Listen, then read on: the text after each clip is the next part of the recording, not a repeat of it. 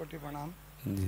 महाराज जी। समाज की एक विकट समस्या की ओर मैं आपका ध्यान दिलाना चाहता हूँ। जी। आजकल का युवा शराब और ड्रग्स के नशे की तरफ बहुत तेजी से आकर्षित हो रहा है जी। और नशे का गुलाम होता जा रहा है। जी। और इस नशे की लत को पूरा करने के लिए वो किसी हद तक भी गुजर जाता है, कोई भी अपराध कर जाता है।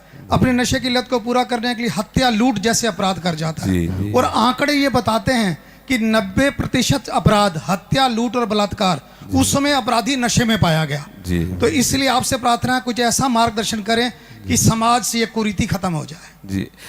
जब तक कोई चाहेगा नहीं कि हम नशा मुक्त हों, तब तक हमारी सामर्थ्य, क्या किसी की सामर्थ्य नहीं है कि किसी को नशा मुक्त किया जा सके। जब कोई ये चाह ले कि मैं बुरी जगह फंस गया, अब मैं निकलना चाहता हूं, तो भगवान कोई न कोई रूप रख करके उसे निकाल देते हैं। हम नशा क्यों करते हैं, इस पर दृष्टि डालें। पहले हम नशा करते हैं आनंद के लिए। हमें एक भ्रम हो गया है कि भांग में, गांजा में, तंबाकू में, चिलम में और शराब में, ड्रग्स में, इसमें एक आनंद है। ऐसे प्रलोभन से हमारी बुद्धि ने हमको किसी भी नशे से जोड़ दिया, और जब हम उस नशा को करते हैं तो हमारी बुद्धि होती है शिथिल, और हम उस शिथिल और उन्मत्तता को आनंद समझ लेते हैं। धीरे धीरे हम उस शिथिलता और उन्मत्तता का ऐसा प्रभाव पड़ता है, इतने आसक्त हो जाते हैं कि हम उसके बिना जी नहीं सकते। और वो उस प्रमत्ता में, उस उन्मत्ता में, उस प्रमाद स्थिति में वो बड़े बड़े दुराचार प्रवृत्तियों से भी युक्त हो जाता है। उसका शरीर ऐसे ऐसे रोगों से ग्रसित हो जाता। अभी कुछ ही दिन पहले एक अपने हैं, शायद यहाँ बैठी हूँ, उनके पति शराब पीते थे, उनका लीवर खराब हो गया। हर उपाय करने पर भी वो अभी कुछ दिन हुए उनका शरीर छूट गया। वो वृंदावन में ही है। तो अब हम क्या करते हैं कि हम आनंद के लोभ से नशा करते हैं, और नशा हमारा सर्वनाश कर देता है।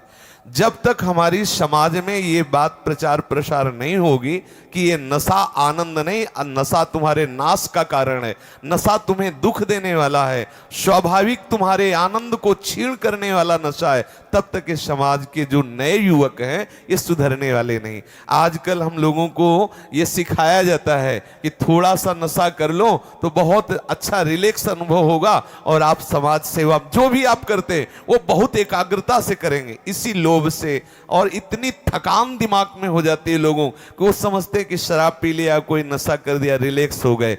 जब तक भगवान की शरण में नहीं होंगे, जब तक शास्त्रों का स्वाध्याय नहीं होगा, जब तक वो किसी संत महात्मा की आज्ञा के अनुसार नहीं चलेंगे, तब तक सच्चे आनंद का परिचय नहीं होगा। सच्चे आनंद का जब तक परिचय नहीं होगा तो ये झूठी बातें कभी नहीं छूटने वाली। इसीलिए लोग गंदी आदतों में फंसे। मुख्य उनका लक्ष्य है आनंद। आप देख लीजिए, कोई भी नशा को बोले चलो आज फुर्सत में शराब पिया, आनंद के लिए ना, लेकिन वो क्या शराब उनको आनंद देने वाली है? क्या ये नशे आनंद देने वाले? पर अज्ञान के कारण वो ऐसा करते। जब तक उनको सत्संग नहीं मिलेगा और जब तक वो स्वयं नहीं छोड़ना चाहेंगे, हम ये जानते हैं कि हम ये कर रहे हैं लेकिन बुरा है, इसे छोड़ना चाहता हूं, तो उपाय है। जब वो उसे छोड़ना ही नहीं चाहता, उसे गुण मान लिया है कि ये हमारे आनंदित होने का, हमारे विश्राम का, हमारे रिलैक्स होने का उपाय, तो कोई नहीं छुड़ा सकता है। इसलिए हमें लगता है कि पहले उनको सत्संग मिलना चाहिए, वो इस बात को समझे कि मैं गलत आचरणों में हूं, मुझे छोड़ना चाहिए गलत आचरण, फिर वो छोड़ सकते हैं। पक्का समझ लीजिए, हर नशा आनंद के लिए करते हैं और वो नशा उनके आनंद का नाश करने वाला है। आनंद तो सच्चिदानंद प्रभु के चरणों में है। जब तक प्रभु के चरणों का आश्रय नहीं लेंगे तब तक ये बात सुधरने वाली नहीं है। चाहे कसम खा के देख लो, एक कसम खाओगे एक विषय की तो दूसरा रास्ता निकल आएगा, दूसरे व्यसन का आश्रय ले लेंगे। जब आनंद मिलेगा प्रभु की तरफ तो फिर उनका मन शांत हो जाएगा। निज सुख बिन मन होई कि थीरा। इसलिए हमें लगता है कि जो अपने समाज के लोग हैं, इनको शास्त्रों का स्वाध्याय करना चाहिए, सत्संग करना चाहिए और अपने बुजुर्गों की आज्ञा का पालन करना चाहिए। व्यसनों से दूर रहें, नाम जप करें तो बुद्धि शुद्ध हो तो भले सुधार हो जाए, नहीं तो हमारी और आपकी कोई बात सुनने वाला नहीं है। अगर ज्यादा कहोगे तो पिट ऊपर से जाओगे। हाँ, वो मानने वाले नहीं है, क्योंकि उनके अंदर ये धारणा बैठ गई है कि रिलैक्स होने के लिए, आनंदित होने के लिए ये व्यसन जरूरी है।